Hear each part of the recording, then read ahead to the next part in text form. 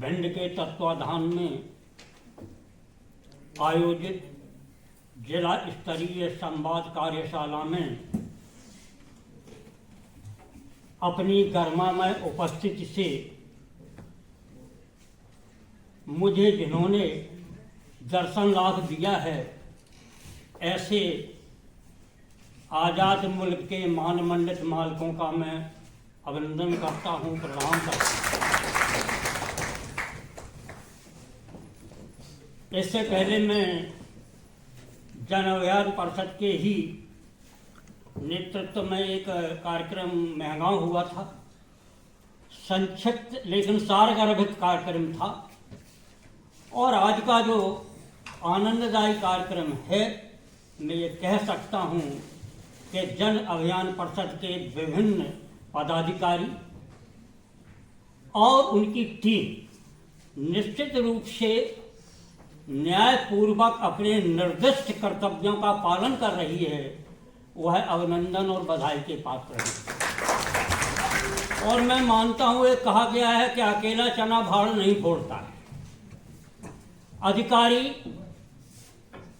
सफल हो ही नहीं सकता है, उसकी टीम जो है किसी भी अधिकारी के हाथ पैर हुआ करती है। और अधिकारी की सफलता, कार्यक्रम की सफलता का दायित्व निश्चित रूप से टीम के सदस्यों पर होता ही है।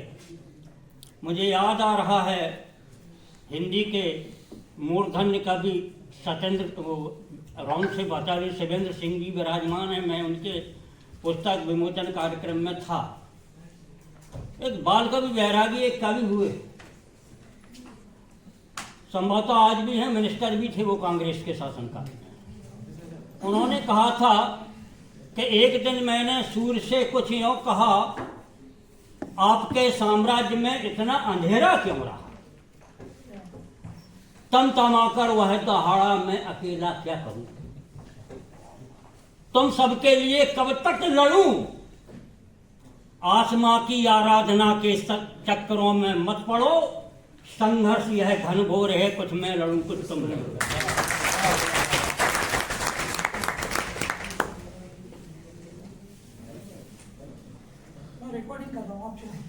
मुझे टाइम लिमिट में बांध दिया जाता है। नहीं, भारतवर्ष का ये सौभाग्य रहा है कि जब जब भी भारतवर्ष पर विपत्ति के काले बादल छाए, उस वक्त भारत में महान पुरुषों का आविर्भाव हुआ और उन्होंने अपने नैतिक और चारित्र को आत्मिक बल से भारत पर छाए हुए विपत्तियों के बादल को छिन्न भिन्न कर दिया।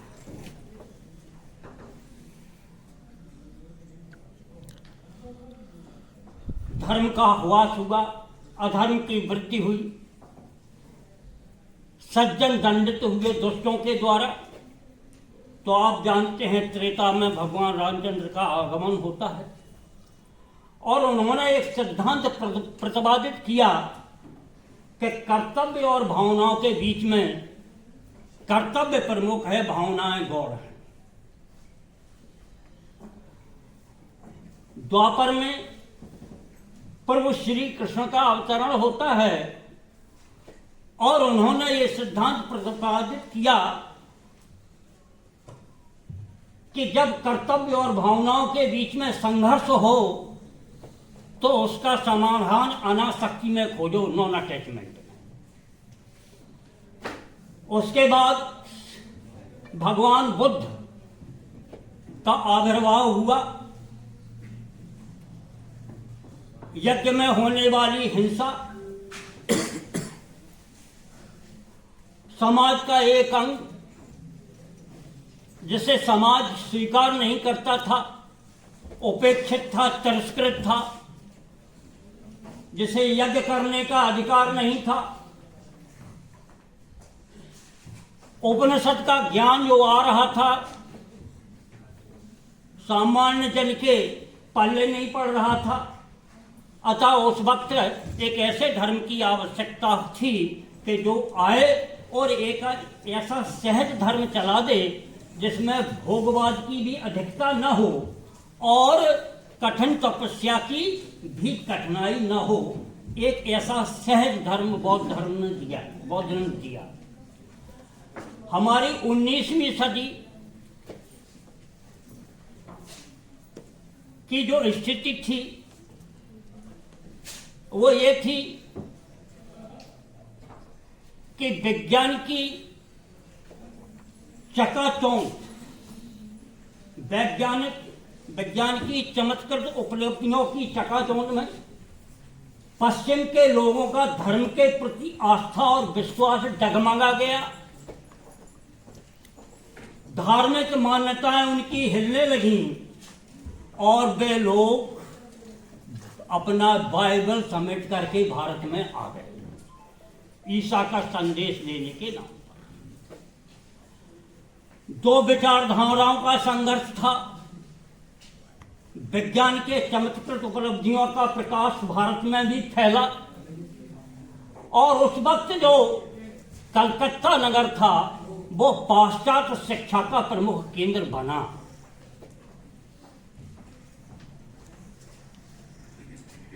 दो तरह की समस्याएं खड़ी हो गई, दो तरह की विचारधाराओं की मुठभेड़ थी। एक ओर थी भारत की सनातनी संरक्षणशील विचारधारा जो कर्मकांड और अनुष्ठानों पर आधारित थी, छुआछूत व्याप्त था, और दूसरी ओर थी पाश्चात्य भाव से संपन्न विचारधारा जो भारत के धर्म को, हिंदू धर्म को क्रिस्टलाइज मॉरलिटी घनीभूत अनैतिकता कहता था ये तो बकवास है, बुत परस्त है, मूर्ति पूजक है, और वेद और उपनिषद जो है चरवाहों के गीत हैं। इस प्रकार से दो विचारधाराओं की मुठभेड़ शुरू हुई और भारत में पाश्चात्य विचारधारा को हवा देने के लिए गोरे लोग थे जो लोगों की जेबें इसलिए भरा करते थे ताकि वो भारत के मानवाकार पशु कहते थे, उन्हें भारतीयों को कहते थे मानवाकार पशुओं पर बीभत्स लेख लिखें। आपको ताज्जुब होगा कि अमेरिका जब विवेकानंद जी गए थे उस समय के अमेरिका का भारत के प्रति दृष्टिकोण क्या था, कैसा था अमेरिका के युग का भारत के प्रति चिंतन। एक मैरी लुइस बर्क हुई हैं, उन्होंने एक किताब लिखी है स्वामी विवेकानंद न्यू डिस्कवरी, और उसमें उन्होंने प्रवेशिका के 4 चित्र छापे।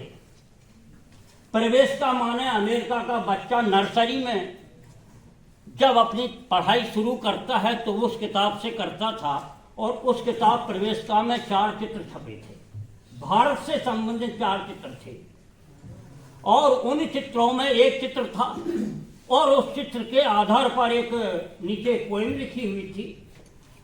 वो ये था कि एक भारत की महिला है, हिंदू माँ है, समुद्र के किनारे खड़ी है, जलचर मगर मुँह बाए खड़े हुए हैं, उस महिला की ओर देख रहे हैं, और उस महिला के हाथ में एक बच्चा है। वो महिला अपने बच्चे को समुद्र में फेंकती है, भयंकर जलचर उस बच्चे पर टूट पड़ते हैं और उस बच्चे की नन्ही बॉडी को छत बिछत कर देते हैं। समुद्र का रंग लाल हो जाता है, रक्तम हो जाता है, लेकिन भारतीय महिला का मन नहीं पसीता, उसके मन को इतना कठोर हो गया है, इसलिए उस भारत में बाइबल भेजे जाएं ताकि वहां की निर्मम मां के मन में संतान के प्रति ममता पैदा हो। ऐसा चित्र भारत का प्रस्तुत किया जाता था विदेशों में। तो मैंने कहा कि प्रत्येक अवतार अपने काल और परिस्थितियों का परिणाम हुआ करता है, और उसी काल और परिस्थितियों के परिणाम का नतीजा है कि 19वीं शताब्दी में भारत में आविर्भूत महापुरुषों की एक लंबी श्रृंखला है। 1772 में राजा राम मोहन राय का जन्म होता है, जिन्हें इंडियन रेनेसा भारतीय पुनर्जागरण का अग्रदूत कहा जाता है। 1772 में राजा राम मोहन राय आते हैं। 1820 में ईश्वरचंद्र विद्यासागर का जन्म होता है। 1824 में दयानंद सरस्वती का जन्म होता है। 1836 में रामकृष्ण परमहंस जी का जन्म होता है। 1856 में बाल गंगाधर तिलक आते हैं। 1861 में रविन्द्रनाथ टैगोर आते हैं। 1863 में स्वामी विवेकानंद आते हैं। 1872 में स्वामी अरविंद आते हैं। 1873 में स्वामी राम तीर्थ आते हैं। 1875 में सरदार वल्लभ भाई पटेल आते हैं। 1889 में जवाहरलाल नेहरू आते हैं और 1888 में डॉक्टर राधाकृष्णन आते हैं और 1895 में सुभाष चंद्र बोस आते हैं। ये था 19वीं शताब्दी और इन विभिन्न आत्माओं ने विभिन्न क्षेत्रों में अपनी निर्दिष्ट भूमिका निर्वाह किया। राजा राम मोहन राय मूर्ति पूजा, जाति प्रथा और सती प्रथा के खिलाफ खड़े हुए और अंत में 12 वर्ष के संघर्ष के बाद 1829 4 दिसंबर 1829 को लॉर्ड विलियम बेंटिंग से एक समझौता होता है और सती प्रथा की कुप्रथा निषिद्ध कर दी जाती है। ईश्वर चंद्र विद्यासागर रामकृष्ण परमहंस जब ईश्वर चंद्र विद्यासागर मिले, रामकृष्ण जी ने यह कहा था कि मैंने अभी तक गड्ढे और तालाब देखे हैं, आज मुझे समुद्र दर्शन का मौका मिला है। ये ईश्वर चंद्र विद्यासागर के प्रति रामकृष्ण परमहंस के भाव थे। और रामकृष्ण परमहंस के बाद विवेकानंद भी अगर किसी को सर्वाधिक सम्मान के भाव देते थे तो वो ईश्वर चंद्र विद्यासागर को थे। 1820 में तो 20 में आपका ईश्वर चंद्र विद्यासागर, उन्होंने विधवा, मैंने क्या कहा, विभिन्न लोगों ने समाज, धर्म, राजनीति, साहित्य अपनी अपनी निर्दिष्ट भूमिकाएं निभाई। ईश्वर चंद्र विद्यासागर विधवा विवाह के खिलाफ एक अभियान चलाया और वो इतने दुखी हो गए थे कि जिस देश में मनुष्य जाति में नारी के प्रति, विधवा के प्रति जरा भी रहम नहीं है, हे भगवान उस देश में नारी जाति पैदा ही ना करो तो अच्छा है। बच्ची है, छोटी अवस्था में विधवा हो गई, एक समाज की मान्यता थी कि नहीं अब उसका विवाह नहीं होगा। आप सोचिए पूरी जिंदगी कितनी कठिनाइयां और तो विपत्तियों के बीच में वो युवती गुजारती होगी। स्वामी रामकृष्ण परमहंस, इनका जन्म पश्चिम बंगाल के हुगली जिले के देरेगान ग्राम में हुआ था।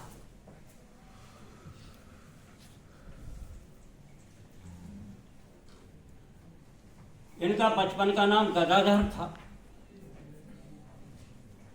चट्टोपाध्याय सरनेम से थे। लाड़ प्यार से लोग इन्हें गदई कहते थे।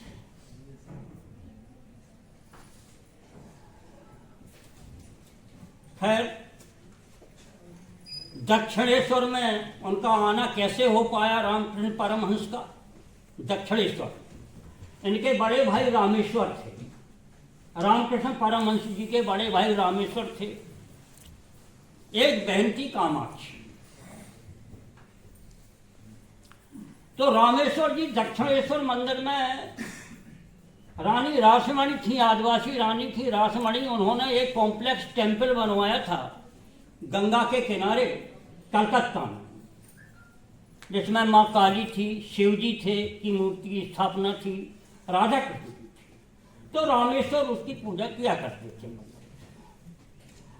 क्योंकि ये गदाधर जी को शुरू से ही कुछ स्पिरिचुअल रियलाइजेशन होता था, आध्यात्मिक अनुभूतियां छोटे से होने लगती थी, चिल्लाने लगते थे, गिर पड़ते थे, बेसुध हो जाते थे। तो बड़ी समस्या आई। माँ ने कहा क्या किया जाए,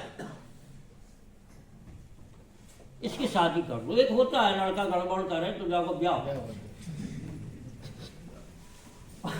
और ब्याह के लिए प्रयास होने लगे। लेकिन उस वक्त एक समस्या थी कि लड़की वाले दहेज बहुत मांग रहे थे। हाँ जी, उस वक्त लड़का वाला दहेज नहीं मांगता था, लड़की वाला दहेज मांगता था। लड़के वाले को दहेज देना पड़ता था। तो रामकृष्ण परमहंस ने कहा, माता जी आप मेरे विवाह के लिए परेशान हो रही हो, आप व्यर्थ मत खोटो, जयराम बटी में चली जाओ। वहाँ पर जयराम बटी में मेरे लिए लड़की मौजूद है, मुखोपाध्याय परिवार है। और जयराम बटी में गए। उस वक्त 3000 रुपया या शायद 300 रुपया दहेज रामकृष्ण परमहंस की माताजी पिताजी को देना पड़ा था लड़की वाले को। माँ शारदा से शादी हुई थी और रामकृष्ण परमहंस 24 वर्ष के थे और माँ शारदा जिनसे विवाह हुआ था वो 6 वर्ष की थी। It was the gap. खैर, विवेकानंद जी का जन्म हुआ। मैंने कहा कि चूंकि रामेश्वर जी रामकृष्ण परमहंस के बड़े भाई पूजा करते थे, उस पूजा में ये सहयोग करने लगे बड़े भाई के कहने पर कि भाई रामकृष्ण। सोचा करते थे ये जो मूर्ति ये मिट्टी की है या वास्तव में माँ है, और अगर वास्तव में माँ है तो ये दर्शन क्यों? ये क्वेश्चन था। पूजा तो करते थे कि मैं जिसकी पूजा कर रहा हूं वो मिट्टी की मूर्ति है कि वास्तव में माँ है। बड़े बेचैन होते थे कि माँ यदि वास्तविक हो तो देखो ना, दर्शन करो। बेचैन होते थे और आप समझ लीजिए इतने बेचैन हो जाते थे कि अपना मुंह पटकते थे फर्श पर, होंठ फट जाते थे, मुंह लहूलुहान हो जाता था। लोग कहते हैं कि ईश्वर दिखता नहीं। आखिर आप चाहते कितना हो ईश्वर को? हम इतने बेईमान तो हो गए हैं कि प्रशंसा तो भगवान की करते हैं लेकिन पसंद संसार को करते हैं। रोई मीरा थी मिले, और कौन कहता है कि ईश्वर नजर नहीं आता? सिर्फ वो ही नजर आता है जब कुछ नजर नहीं आता। एक दिन असौडवाज हैंगे, एक तलवार लटक रही थी मंदिर में। रामकृष्ण परमहंस ने कहा कि माँ अगर आज हमें साथ दर्शन नहीं देती हैं तो मैं इस तलवार से अपना जीवन समाप्त कर लूंगा। और उन्होंने तलवार निकाली। इतने में ही मूर्ति में से एक इतना रेडियंस तेज प्रकाश आलोकित हुआ कि उनको लगा कि पूरा मंदिर घूम रहा है और वो भी हो। ये प्रथम दर्शन था माँ का रामकृष्ण परमहंस के लिए। फिर तो ये बताते हैं उनकी ऐसे बातें होती थी जैसी हमारी आपकी अपनी माँ से बातें होती हैं, ऐसी रामकृष्ण परमहंस की बातें हुआ करती थी। और कभी कभी तो फॉर्मेलिटी नहीं थी, माँ माने माँ। और कभी कभी तो वो भोग लगाते थे, खाना खिलाते थे माँ को, तो पहले खुद चीख लेते और फिर मुंह में देते थे। फिर तक पुत्र और माँ का भाव था।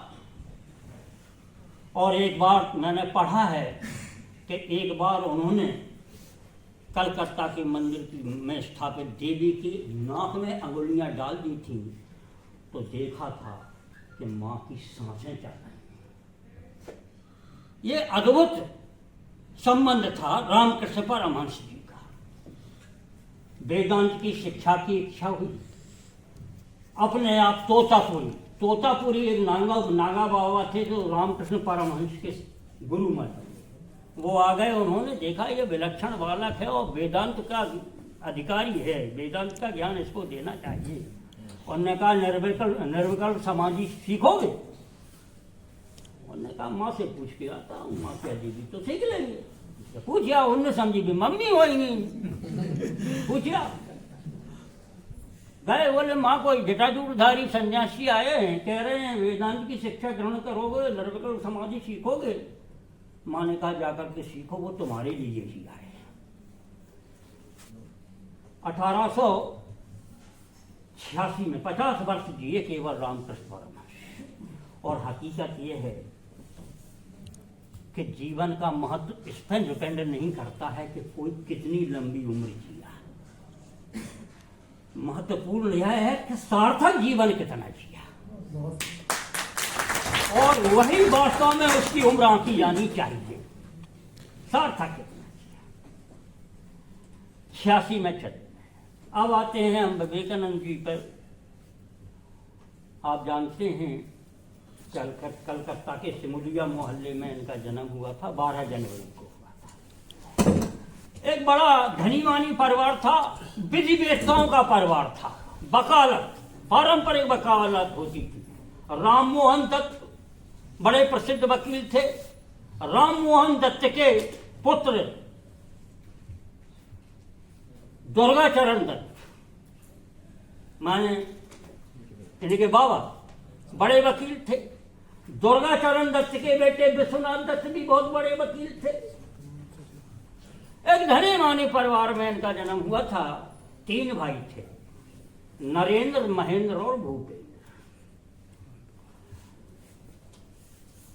बचपन जैसा सबका गुजरता है वैसा ही नरेंद्र का भी बचपन गुजरा।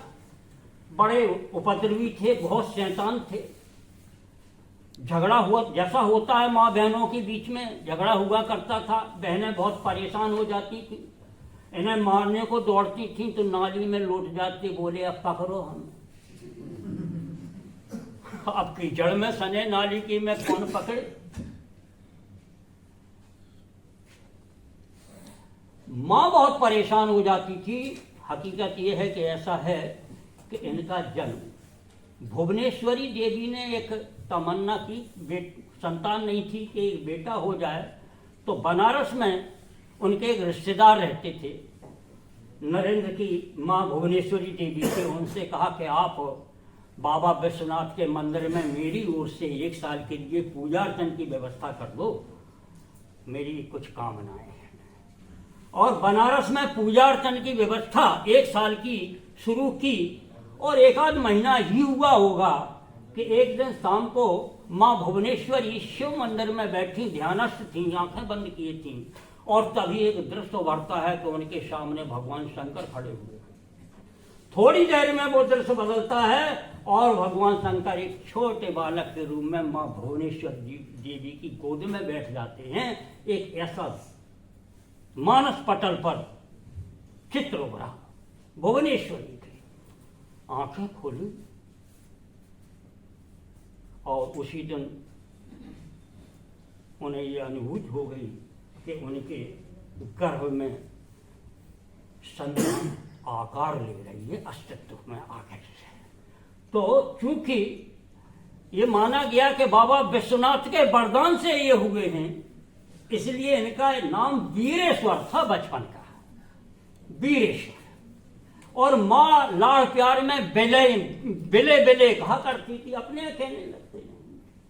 तो जब ये बहुत उधम करते थे, माँ बहुत परेशान और दुखी हो जाती थी, तो शंकर जी से शिकायत करते हुए माँ कहती थी कि माँ, मैंने तो तुमसे बेटा मांगा था, तुमने ये कहाँ का अपना गण हमारे पास रख दिया। और हाथ जल में लेकर के 3 बार शिव शिव शिव कह करके जैसे ही उस नरेंद्र पर फेंकती थी, बालक शांत होकर के बैठ जाता था। और कहा है ना, coming events cast their shadows before, होनहार विरवान के होत चीकने पार। छोटे थे, मेला देखने गए, 4 आना पैसा ले गए। माँ पैसे दे दो, मेला देखने जाऊंगा। 4 आने पैसे में मिट्टी की एक राम और सीता की मूर्ति खरीदी, लिए थे हाथ में। थोड़े आगे चले तो देखते हैं कि एक समवयस्क, उसके उम्र का होगा या छोटा बालक हो, किसी ने साइकिल की टक्कर मार दी और वो गिर पड़ा, उसके खून बह निकला। बालक नरेंद्र ने खरीदी हुई राम सीता की मूर्ति को एक तरफ फेंक दिया और उस बच्चे को बचाने में लग गए। मतलब देवता से सर्वाधिक महत्व उन्होंने किस बात को दिया? पीड़ित मानवता को। छोटी सी उम्र में ही बालपन में उनके अंदर वो प्रश्न उठने लगे जो पैगंबरों के उठा करते हैं।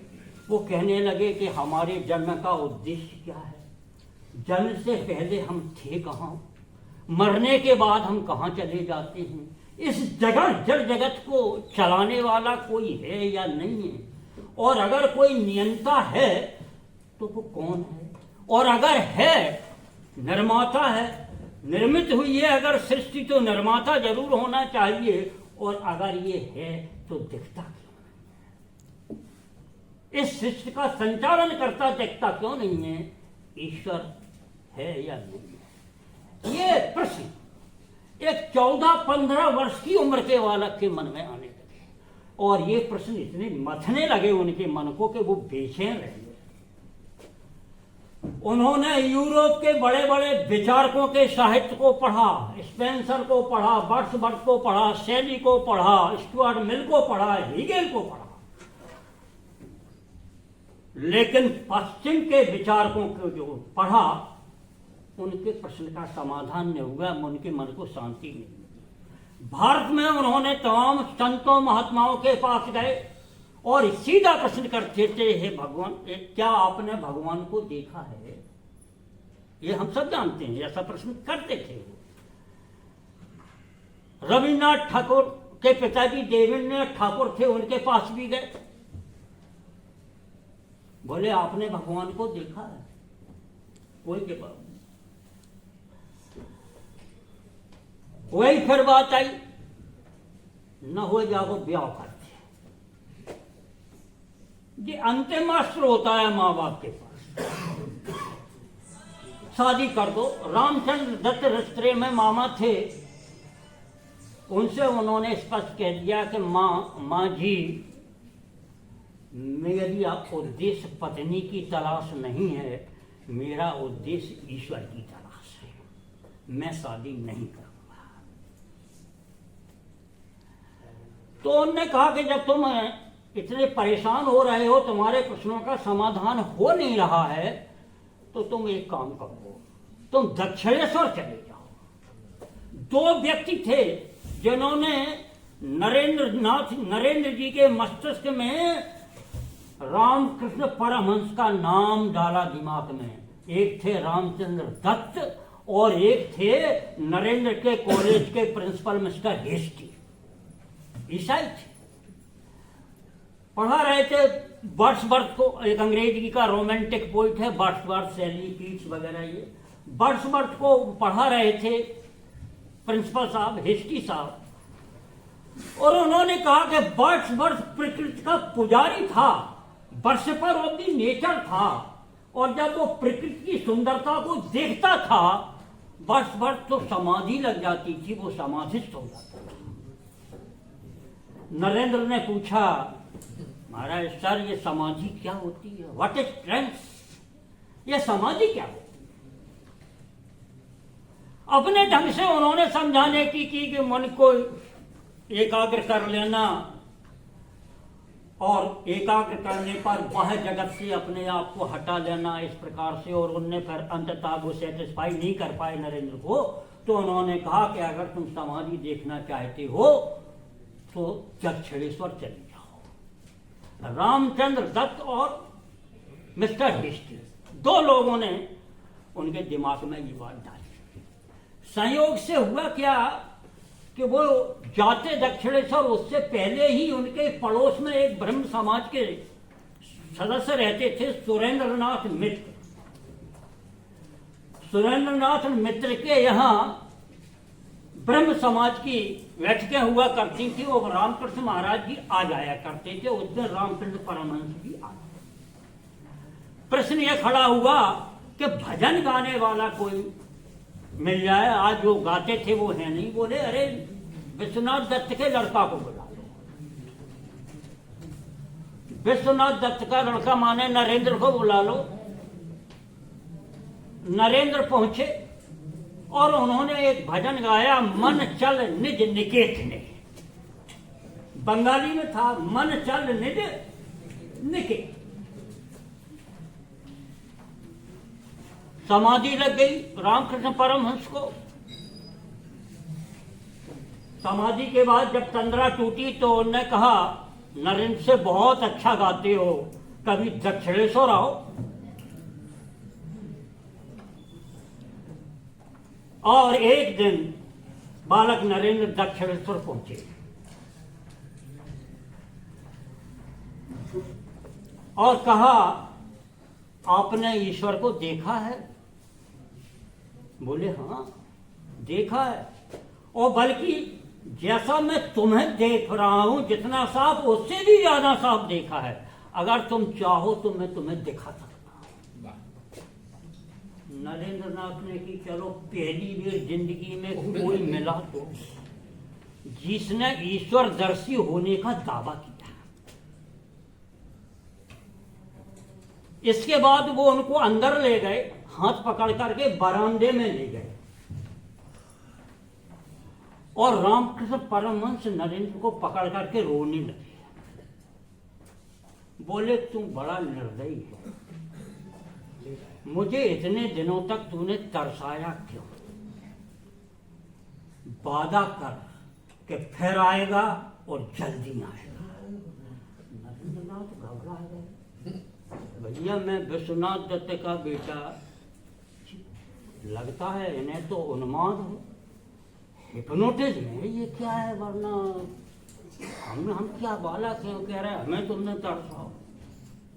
खैर जब दूसरी बार पहुंचे, अच्छा उनमें क्या था कि ये इससे पहले ब्रह्म समाज, नरेंद्र नाथ की एक खासियत थी कि ये ब्रह्म समाज के भी सदस्य रहे थे। और क्योंकि कोई कह रहा है, महान संत कह रहा है या किसी धर्म ग्रंथ में लिखा है, इसलिए मान लिया जाए, वो नहीं मानते ना। जब तक उनकी बुद्धि उन्हें स्वीकार नहीं कर लेती थी तो वो किसी चीज को मानते नहीं थे। तो रामकृष्ण परमहंस ने कह दिया कि हाँ मैंने देखा है तो मान लें हम। ऐसा नहीं था, बहुत तार्किक थे। और दूसरा, यूरोपियन जो कल्चर है, बिल्कुल इंग्लिश मैन जैसे संस्कार थे उनके, यूरोपीय कल्चर में ढले और किसी की बात को एकदम मान नहीं लेना। ये एक बात आती है, ज्यादातर हम और आप कहते हैं कल्चर और सिविलाइजेशन। कल्चर की हिंदी संस्कृति है और सिविलाइजेशन की हिंदी सभ्यता है। अमूमन हम मोटे तौर पर मान लेते हैं कि ये एक चीज है, दोनों ही। हकीकत ये है कि बहुत बड़ा अंतर है।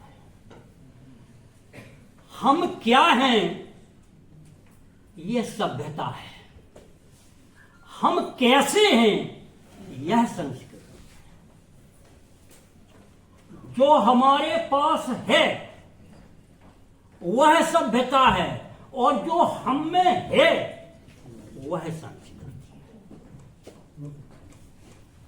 और हकीकत में कहा गया है, मैं जरा सिंपलीफाई अगर कोशिश कर रहा हूं, कि अगर भूख लगे तो खाना खाया जाए, ये प्रवृत्ति है। और भूख न लगे तो भी खाया जाए,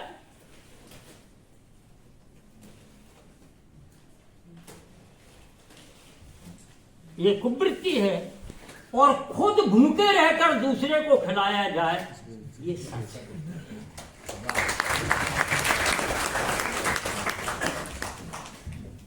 हकीकत यह है कि सभ्यता राय बनाती है, संस्कृति हमें चलना सिखाती है। मकान कैसा है यह सभ्यता है, किस ढंग का बना है यह सभ्यता है। मकान को घर कैसे बनाया जाए ये सभ्यता का नहीं, ये संस्कृति का काम है।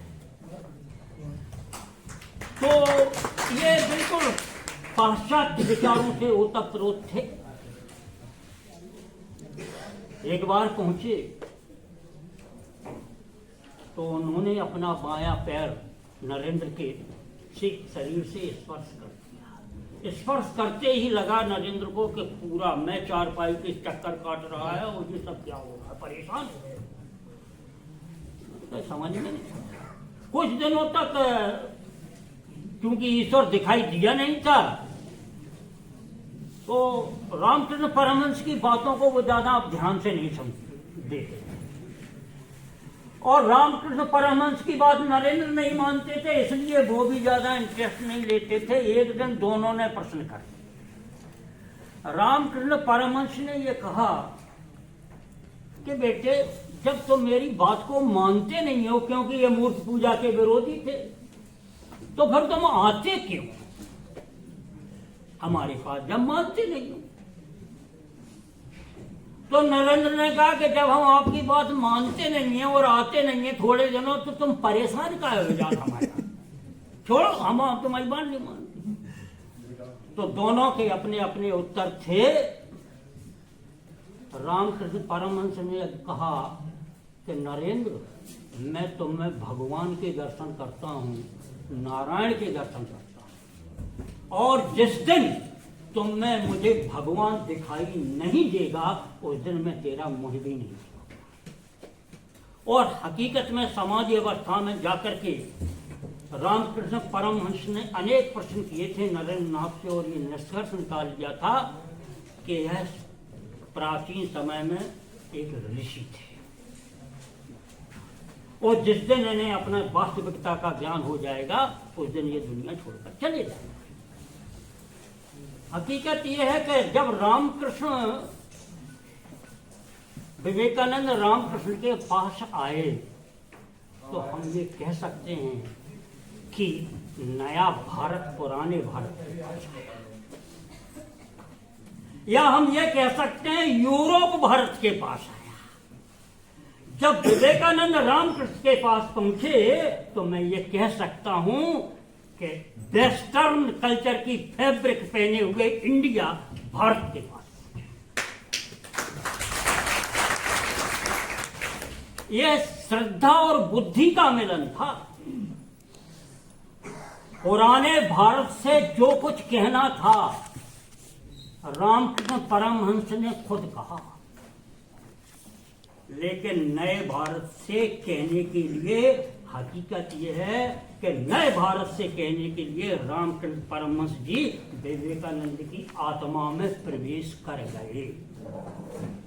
हम ये कह सकते हैं कि नरेंद्र के माध्यम से रामकृष्ण परमहंस बोलते थे। आप जानते हैं कि जब राम आते हैं तो राम के साथ लक्ष्मण भी आते हैं, कृष्ण आते हैं तो अर्जुन भी होते हैं, भगवान बुद्ध आते हैं तो आनंद भी आते हैं। इसी प्रकार से रामकृष्ण परमहंस के नरेंद्र लक्ष्मण थे, अर्जुन थे, आनंद थे। हकीकत यह है कि विवेकानंद वह समुद्र हैं जिसमें राष्ट्रीयता, अंतर्राष्ट्रीयता, वेद, उपनिषद, साहित्य, राजनीति, संस्कृति सबके सब समा है। 1886 में देहांत हो गया रामकृष्ण परमहंस का। 1884 में नरेंद्र नाथ के पिताजी का देहांत हो गया था। बड़े परेशान, विपत्ति आ गई, बड़े थे, बहुत ज्यादा इसके लाले पड़ने लगे। रामकृष्ण परमहंस जी से कहा कि महाराज जी काली से कह दो कुछ हमारा इंतजाम कर दो परिवार का, क्योंकि अपने यहाँ मान्यता है ना, भगवान के यहाँ जाते हैं गिव एंड टेक, एक हाथ से ले एक से दो, रहता है ना। भगवान, हे भगवान, नौकरी लग जाए तो, पुत्र हो जाए तो, पास हो जाए तो,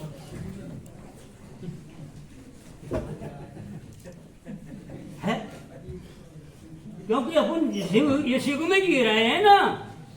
और ऐसा ही हम भगवान को मान बैठे हैं। बाइबल में कहा गया है कि God made man in his own image. Bible में कहा है God made man in his own image, लेकिन विवेकानंद कहते हैं ना, man made God in his own image. तो भगवान के पास वही सौदा वाला बात रहता है कि रूप ने इंसान को धोखा दिया, पुण्य रूप ने इंसान को धोखा दिया, भूख ने ईमान को धोखा दिया, और पुण्य वर की आस में सिर को झुका भक्त ने भगवान को धोखा।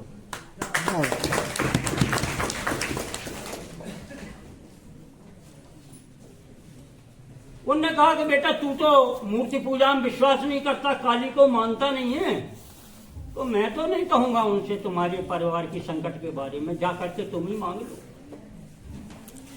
क्योंकि उनका मूर्ति पूजा में विश्वास तो था, क्योंकि अपने यहां आप जानते हैं कि 181 वर्ष 1526 से लगभग 1707 तक मुगलों का शासन रहा, और 1757 लॉर्ड क्लाइव और सरोज सिराजुद्दौला के बीच में जो युद्ध हुआ पिलासी का, उस वक्त से माना जाता है अंग्रेजों का प्रभाव। और 1707 से लेकर के और जो बीच का 100 वर्ष का समय है, वो मराठा और राजपूत राजाओं और सिख राजाओं के बीच का समय रहा है, जो आपस में ही लड़ते फिरते रहे और उसका लाभ उठा करके अंग्रेज आ गए। और ये सब निराकारवादी थे। इस्लाम निराकारवादी, ईसाई मूर्ति पूजा में विश्वास नहीं करता है, ब्रह्म समाज में ये जाते थे, वहां भी मूर्ति पूजा नहीं, निराकार साधना का वो था। तो उन्होंने कहा तुम ही जाओ मांग लो। गए, बैठे, बोले चलो दो काम हो जाएंगे। एक तो जब पागल पुजारी की जो देवी हैं, मैया हैं, इनको टेस्ट हुई, सबसे बड़ी बात। और गए, बैठे, मांगना कुछ और था, मांग कुछ और। मां मुझे ज्ञान दो, तो भक्ति दो, वैराग्य।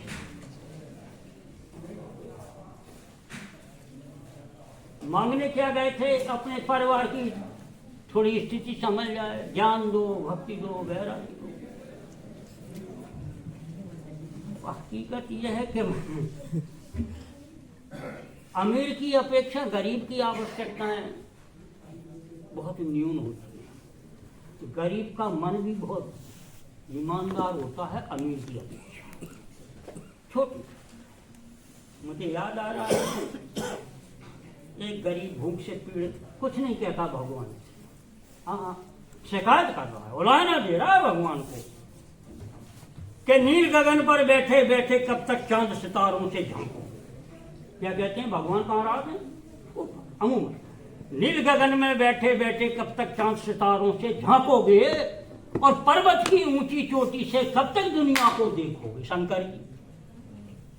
और सदाचार के बंद ग्रंथ में कब तक तुम आराम करोगे, मेरा छप्पर टपक रहा है। बनकर सूरज इसे सुखाओ, और खाली है आटे का कनस्तर बनकर गेहूं।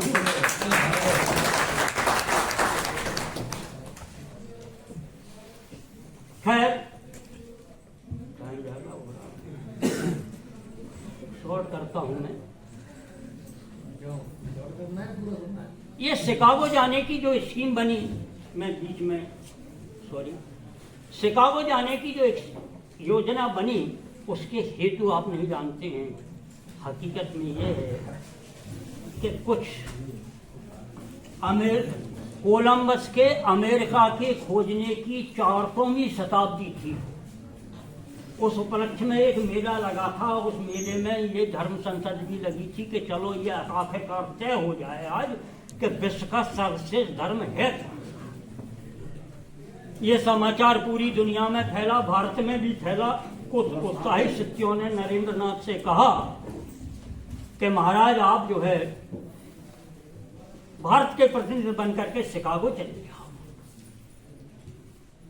ज्यादा ध्यान नहीं किया। पोरबंदर मृत्यु के बाद लगभग 86 में मृत्यु हो गई है, और 88 से 93 के बीच में विवेकानंद जी ने पूरे भारत का भ्रमण किया था, पूरे भारत का। 2 यात्राएं की हैं, एक यात्रा आज भी चल रही है, भारत जोड़ो। 2 यात्राएं की थी। पहली की शिकागो जाने से पहले, वो यात्रा थी हकीकत में भारत को समझने के लिए, और एक की शिकागो से लौटने के बाद वो यात्रा थी भारत को समझाने के लिए। तो प्रथम यात्रा के दौरान पोरबंदर में शंकर पांडुरंग ने कहा कि विवेकानंद जी, आप इस प्रकार से इस देश में कुछ कर नहीं पाएंगे, पहले आप पश्चिम में जाइए, आप पाश्चात्य देश में जाइए, क्योंकि भारत के लोग पाश्चात्य देश की संस्कृति और विचारों के प्रभाव में आ चुके हैं। उनका खाना पीना अच्छा, उनका पहनना अच्छा, उनका धर्म अच्छा, उनके पुस्तकें अच्छी, सब कुछ अच्छा, और हमारा सब कुछ बुरा। इसलिए आपको अगर भारत में कुछ सफलता पानी है तो आप वहां जाइए। ये शंकर पांडुरंग ने कहा, और आत्मविश्वास देखिए, नरेंद्र ने ये कहा कि मैं अवश्य जाऊंगा, वो धर्म संसद मेरे लिए ही आयोजित हो रही है, मैं जाऊंगा। उस वक्त समुद्र यात्रा पाप माना जाता था। राजा राम मोहन राय पहले हिंदू थे जो 1833 में इंग्लैंड गए थे, और वहीं पर उनकी डेथ हो गई थी। पहले थे राजा राम मोहन राय। एक दिन सुबह उन्होंने देखा 4 बजे एक दृश्य उभरता है, समुद्र के किनारे नरेंद्र खड़े हुए हैं, और स्वामी रामकृष्ण परमहंस समुद्र की तरंगों पर पैदल चले जा रहे हैं, और इस प्रकार का इशारा करते चले आ रहे हैं। नरेंद्र समझ लिया ये गुरुदेव की परमिशन मिल गई हमें कि तुम समुद्र पार करके शिकागो जाओ। भैया कोलंबस हॉल था, 7,000 के लगभग दर्शक बैठे थे, और आप जानते हैं पहला भाषण सबने लगभग सुना है, 468 शब्द थे, 468 शब्द, और 3 मिनट 20 सेकंड का भाषण था। अंत में इसलिए बुलाया गया था कि एक लड़का आएगा, वो न जाने को है, काज जाने, बड़े बड़े धर्मों के अधिकारी विद्वान बैठे थे, भारत से भी गए थे, वीरचंद्र गांधी गए थे, प्रचंड नवविधान समाज के प्रताप चंद्र मजूमदार गए थे, थियोसॉफिकल सोसाइटी की एनी बिसेंट भी थी। तो इसलिए जब इम्पोर्टेंस हुए बाद में देखिए ने कहा, लेकिन जब वो बोले अमेरिकन ब्रदर्स एंड सिस्टर्स, आप जानते हैं 468 शब्द, 3 मिनट 20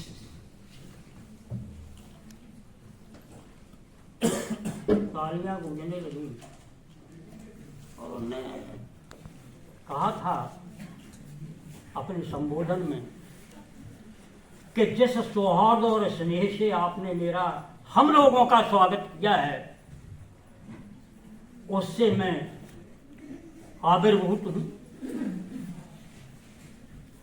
विश्व के सभी प्राचीनतम ऋषियों, आप देखिए, आप सब लोग अपने अपने धर्म को श्रेष्ठ ठहराने में लगे हुए थे, क्योंकि ये होना था कि सबका धर्म सबसे अच्छा धर्म कौन सा है, उसी को विश्व धर्म मान लिया जाए।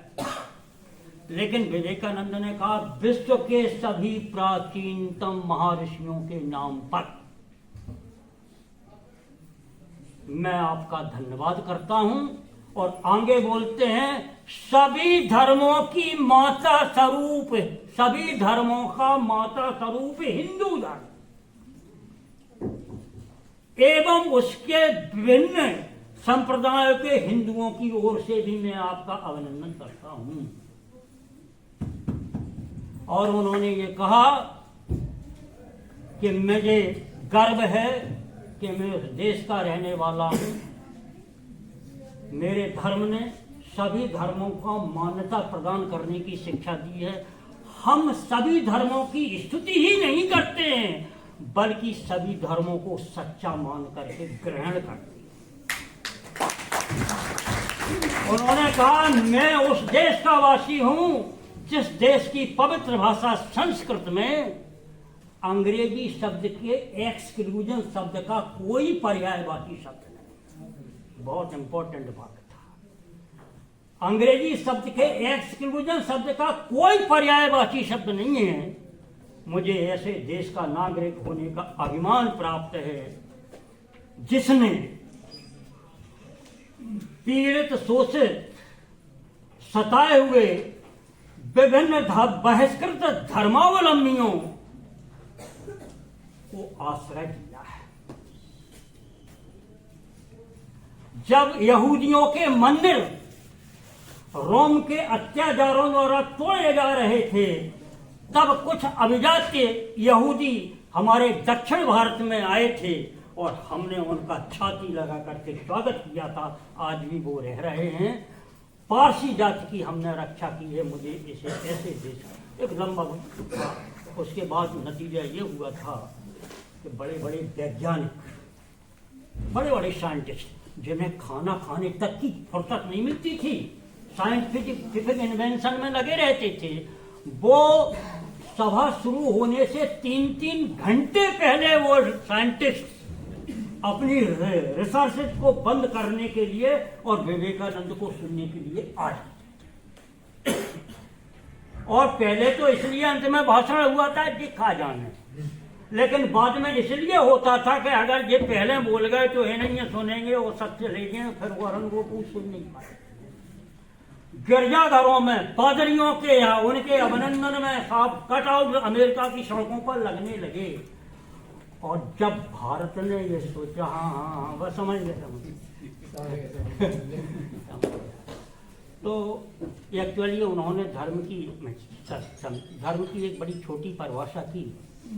उन्होंने वहाँ कहा अमेरिका में कि तुम ईसाई लोग भारत में गिरजाघर बनवा रहे हो, बाइबल बनवा भेज रहे हो, हमें धर्म की आवश्यकता नहीं है। धर्म एशिया पालों के पास बहुत है, उनकी आकुल आवश्यकता रोटी है, कपड़ा है।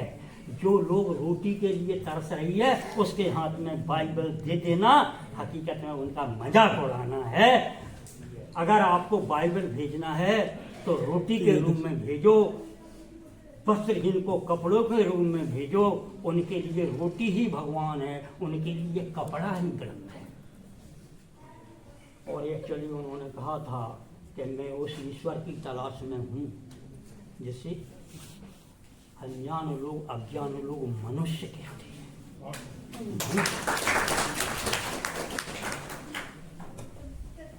हो वफा की नमी वो जमी चाहिए, आदमी की दृष्टि में कुछ नमी चाहिए। तो देवताओं को पूज करके मन भर गया, पूजने के लिए आदमी चाहिए। बहुत धर्म के क्षेत्र में, राजनीति के क्षेत्र में, विज्ञान के क्षेत्र में, विज्ञान की उन्होंने आलोचना की। आप ताज्जुब करोगे, शिकागो जाने के पीछे उनका लक्ष्य क्या था? धर्म सभा में भाषण देना नहीं था। हकीकत ये थी कि वो ये कह रहे थे कि मैं वहाँ जाऊँगा और अपनी गरीब जनता की मदद के लिए वहाँ से कुछ पैसे लाऊंगा और साइंस एंड टेक्नोलॉजी लेकर के आऊँगा। साइंस एंड टेक्नोलॉजी अब वो ऐसे थोड़ी दे देंगे कि हमें दे दे, बदले में हमें कुछ देना पड़ेगा। मैं उन्हें आध्यात्मिक ज्ञान दूंगा, बदले में पैसा साइंस एंड टेक्नोलॉजी लाऊंगा। और आपको ताज्जुब होगा, खेतड़ी के राजा अजीत सिंह की छत पर विवेकानंद जी ने इंग्लैंड से टेलीस्कोप मंगवा करके फिजिक्स की लेबोरेटरी बनाई थी। फिजिक्स की लेबोरेटरी। बड़ौदा के स्टेट के महाराज ने कहा कि सब विवेकानंद महाराज जी, मैं कुछ मंदिर बनवाना चाहता हूँ। बोले नहीं, भारत की आपको आवश्यकता मंदिर नहीं है। अगर आपको बनवाना है तो आप वैज्ञानिक अनुसंधान के केंद्र बनवाइए, साइंस एंड टेक्नोलॉजी के लिए पैसा दें। कुल मिलाकर के वो भारत के लिए जिए, भारत के लिए मरे। भारत उनकी नसों में स्पंदित होता था। और वो कह के गए थे, जब जाना के अन्य निकट आ गया है तो उनने कहा युद्ध में हार जीत दोनों हुई हैं, अब बोरिया बिस्तर बांध कर जाने को तैयार हूँ। हे शिव, पार करो मेरी नैया, मैं रहूं या चला जाऊं। लेकिन मैंने भारत को सदियों तक सोचने के लिए इतना कुछ दे दिया है मैं चला जाऊं या बना रहूं इसका कोई महत्व नहीं है। और 4 जुलाई 1902 को वो चले गए। लेकिन आप जानते हैं कि व्यक्ति मरता नहीं है। मर गए होते तो हम आज चर्चा न कर रहे होते। आज भी वो हमारे विचारों में जिंदा है हमारे। थैंक यू, जितना बन सका।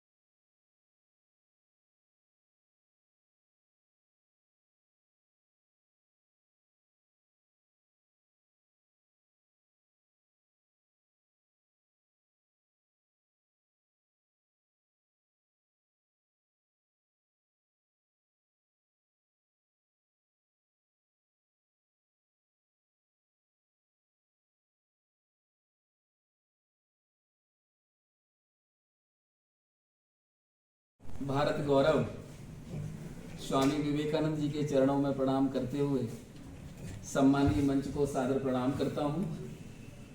आज के इस जिला स्तरीय संवाद कार्यक्रम जो स्वामी विवेकानंद जी पर केंद्रित है, हमारे बीच में जिला अभियान परिषद के संभागीय समन्वयक आदरणीय सिसोदिया जी, मेरे गुरुदेव जिन्होंने उंगली पकड़कर शायद इस मंच तक आने का साहस मुझे दिया,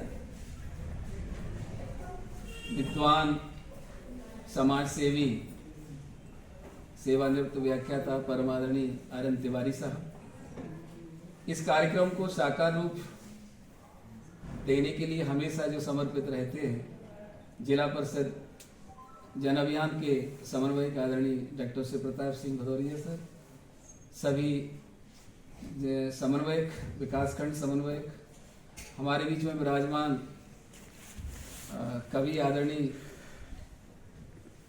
डॉक्टर शिवेंद्र जी, आदरणीय पहलवान भाई साहब, और पूरे जिले की जो ऊर्जावान प्रतिभा जिसे कहना चाहिए, जो जन अभियान के, चाहे वो CML-CLD के छात्र हों, मेंटर्स हों, अंकुर और प्रस्फुटन समितियों के हमारे सम्मानित सदस्य हों, सभी को सादर प्रणाम करता हूं।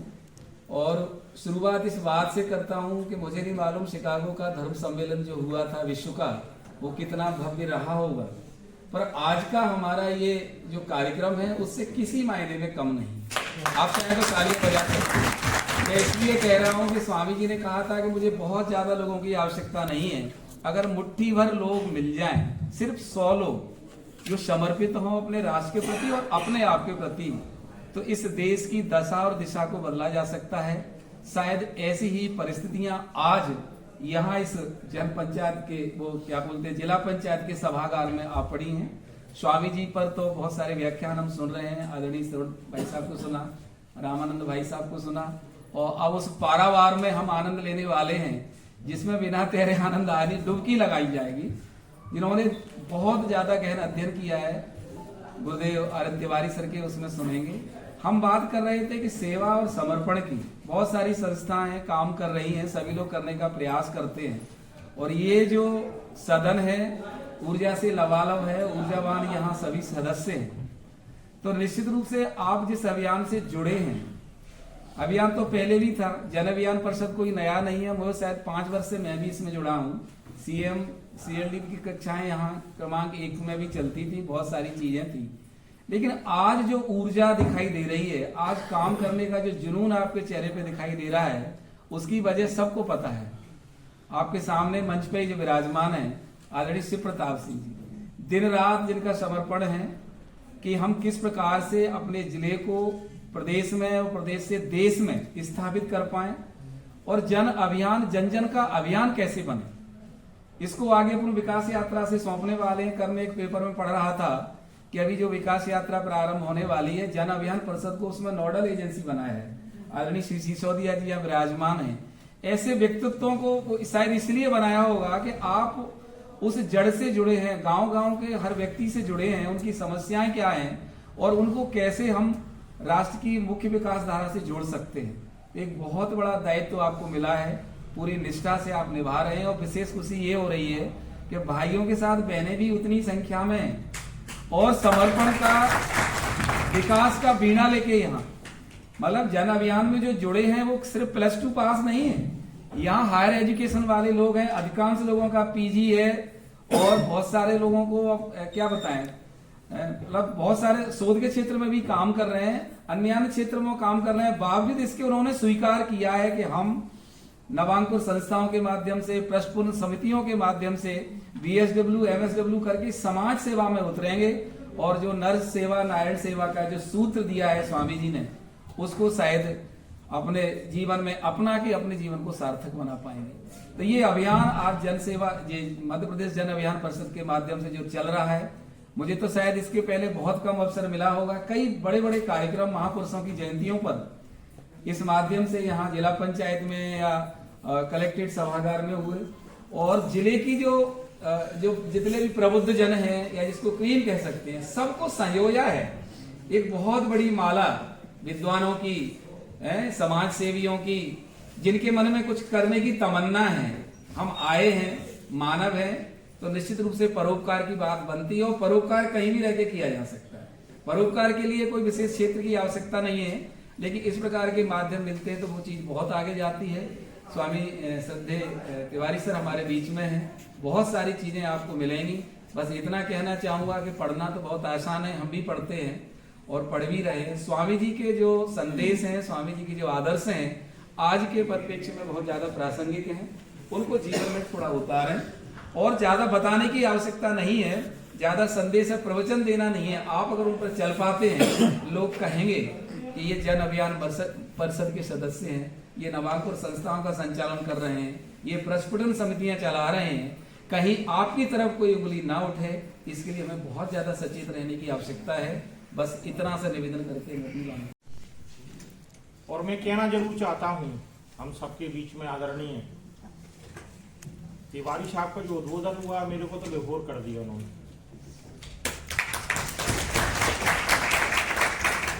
भाई, हमने इस देश के अंदर ऐसे महापुरुषों की हमारे वंशज रहे हैं जो ये देश की धरोहर को छोड़ के गए, मेरे को रोना आता है। हम उन्हीं के प्रपुत्र हैं जिन्होंने इस देश को कितना संकटों से उबार के इस देश को आज लाए हैं। और मैं कहना जरूर चाहता हूं, मैं अवस्था में बहुत छोटा हूं आप सबके बीच में, मगर 21वीं सदी भारत की होगी, निश्चित रूप से देख लीजिए। आप रूस यूक्रेन देख लीजिए, युद्ध चल रहा है। आप भारत की वैभवशाली देखिए, यहाँ पे कितना मान है, सम्मान है, कितना दया, कितनी भावना है, कितना आदर है, कितना सम्मान करता है। ये भारत की पूर्ण भूमि है, ऐसे महापुरुषों ने जन्म लिया है। और उनकी जब संगोष्ठी और विचार जब हम सबके बीच में आते हैं, तो हमको वास्तव में इस प्रकार का स्मरण पैदा होता है कि ऐसे महापुरुष हमारे देश में जन्म लिया है। आज इस कार्यक्रम में हम सबके बीच में हम सबके अग्रज आदरणीय तिवारी साहब मैं सम्मान करता हूं जन अभियान परिवार की ओर से,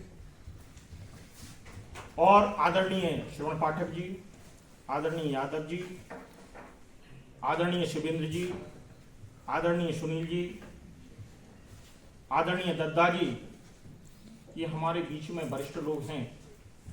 और मैं जब मुझे याद कुछ समय आती है, 2006 में मैंने विवेकानंद जी को तो सुना है, फिर मैंने साक्षात्कार विवेकानंद जी का एक गण देखा है, जो वो कहते थे मुझे 100 ऐसे विवेकानंद मिल जाए। ऐसे स्वर्गीय आदरणीय दवे जी का जब हम उद्बोधन सुनते तो भाव विभोर हो जाते थे। उनका ये कहना था, 2006 में 31 दिसंबर को हमारी 42 लोगों की जन अभियान परिषद में नियुक्ति की उन्होंने जिला सचिव के रूप में।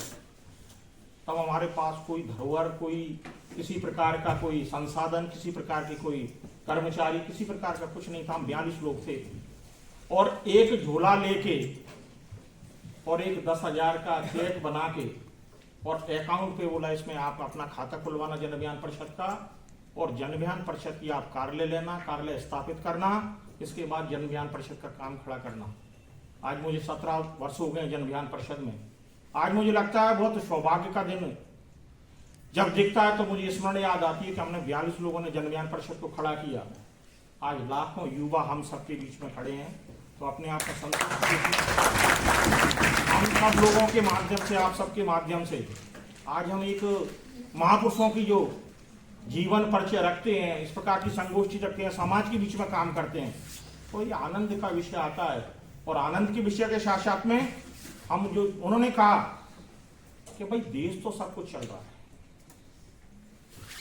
देश तो विदेशों में चला रही है, फिर हमारी जो संस्कृति, सभ्यता, हमारे अंदर जो मानवता है, हमारे अंदर जो प्रेम भावना है, हम माँ को माँ, पिता को पिता, भाई को भाई, जो इस प्रकार के हम सब लोगों के बीच में एक ये गहरी पेट बनी हुई है, यही भारत को वैभवशाली जो कह रहे ना ऋषि मुनिया, ऋषि मुनि ने जो कहा वो 21वीं सदी भारत को, यही कारण है कि अभी भारत की 21वीं सदी महान है।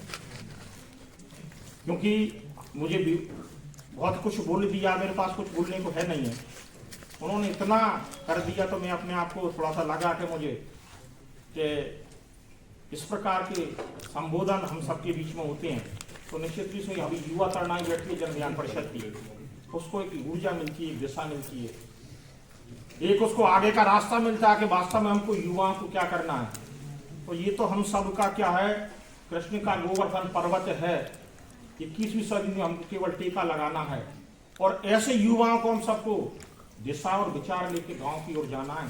तो निश्चित रूप से हम सब संपन्न होंगे। जय हिंद, जय भारत।